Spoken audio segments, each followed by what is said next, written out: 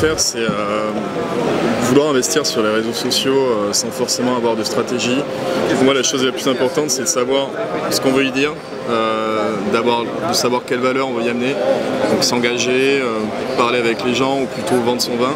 Donc il ne faut pas y aller uniquement dans une démarche mercantile en disant je vais me créer une présence sur internet parce que je vais pouvoir vendre plus de vin, me faire connaître, etc.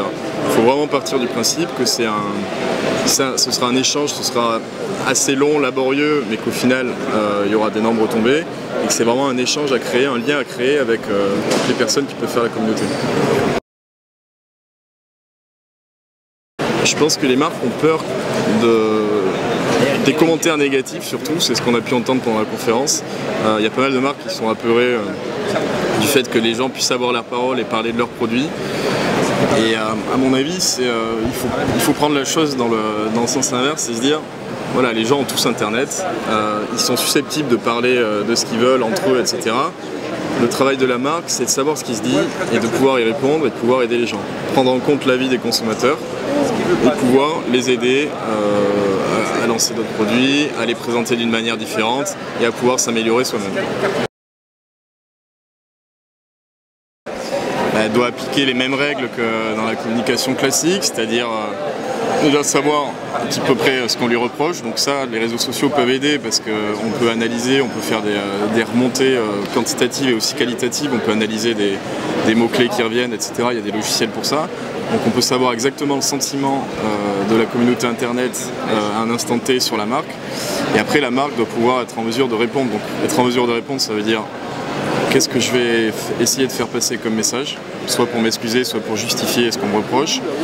Et la deuxième chose, c'est dans quelle mesure je vais pouvoir faire passer ce message, donc quelle influence j'aurai à cet instant T pour pouvoir contrer ce qu'on me reproche. Donc d'où l'intérêt d'avoir, pour moi, commencé, même avant une situation de crise, un travail sur Internet pour travailler son influence digitale. Je pense que c'est important pour les marques d'avoir une grosse communauté. Donc la quantité est aussi importante parce qu'il y a un aspect notoriété en fait. C'est l'amour qu'aura le public envers la marque. C'est une question de quantité et dans la mesure où après il y a un rapport de force différent qui peut s'instaurer avec le distributeur, une page qui aurait 3 millions de fans va pouvoir dire au distributeur j'ai 3 millions de fans, je peux vous envoyer 3 millions de personnes dès que je publie un message par exemple sur Facebook. Et à l'inverse, une page qui aurait une communauté de 400-500 fans aurait quand même beaucoup moins de pouvoir de négociation à ce niveau-là. Donc je pense que l'aspect quantité pour moi il n'est pas primordial, mais en tant que rayonnement de la marque, en tant que pouvoir de pression ou pouvoir de persuasion dans les négociations commerciales ou marketing, pour moi c'est important.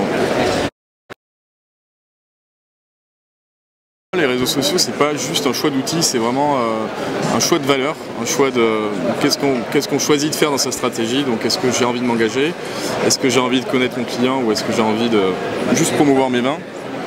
Et je pense que la finalité de tout ça, c'est de dire voilà, j'ai réussi à créer ma communauté, pour le moment elle est sur Facebook ou elle est sur Twitter, et l'essentiel c'est que je puisse à un moment T pouvoir la segmenter, dire et pas la segmenter uniquement en sorte d'outil, et pouvoir dire voilà, ma communauté, je sais que sur 20 000 personnes que j'ai dans ma base de données, j'en ai 2000 qui sont mes top consommateurs et qui vont dépenser peut-être plus de 5 à 10 000 euros par an. Et je sais que c'est 10% de consommateurs, je peux leur proposer des cuvées de prestige tous les ans au moment des fêtes, parce que je sais qu'ils auront les moyens de se les offrir. On peut avoir les 50% des consommateurs, disons plus grand public, et pouvoir leur proposer d'autres choses, des vins peut-être différents, avec d'autres services, des accords mets et vins, etc. Donc pour moi l'essentiel c'est de connaître son consommateur final via les outils et de pouvoir être en mesure d'avoir une relation en one-to-one avec lui en fait.